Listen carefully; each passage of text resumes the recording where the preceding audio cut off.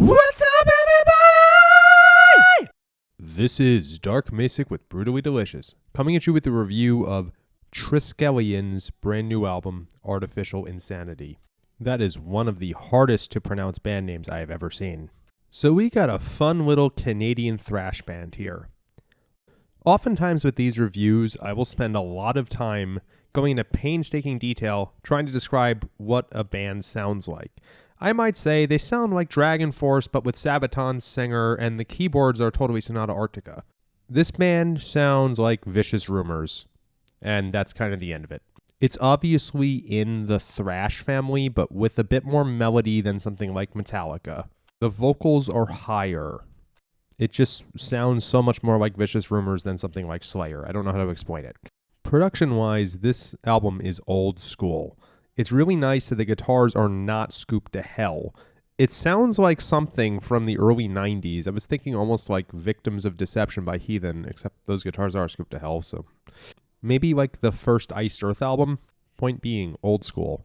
As I said previously, there's a lot of melody in a lot of the guitar parts, while still remaining thrash. It's nice that it's not just chugging all the time. The vocals are very good, particularly for thrash, but generally for metal. Good vocals. It's rare that thrash vocalists stand out. I mean, Belladonna's probably the only thrash vocalist to make it into a standard top 20 metal singers list, right? So this is a nice change of pace. All right, let's get into some songs. Is Hope Still Alive? I love the drumming paired with the guitar for the verses. It's energetic without angering you. When I think of a song like Disposable Heroes by Metallica, it's great. I love it, but it makes me angry. This did not do that, but had the same level of energy. One Blood. The second half of this was really cool and unexpected, and it was like an Elvati intro track. Not thrash at all, very melodic, very musical, completely unexpected. Thrash metal often has melodic parts interspersed. Think of like Orion, but this is something altogether new for the genre. Celtic Creatures. This song was really fun, and this one's more folky in a way. I'm thinking of like Heidevolk. It doesn't sound like Winter Sun or Ensiferum, but, you know, a heavier Heidevolk style folk band. With a couple of references to melodic thrash and the band being Canadian, of course I need to bring up Annihilator here.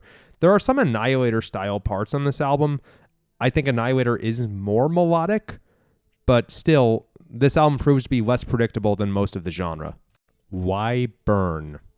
I'm reminded of the now defunct band Warbeast here in a very good way. That's a band that more people should emulate. For those unaware, that was Bruce Corbett's band. He used to sing for Rigor Mortis back in the 80s, and they killed it. They were amazing live. Unfortunately, Bruce did pass away a couple years ago, but the memory lives on. I'm actually not sure whether this band would have cited them as an influence, but it's a good thing.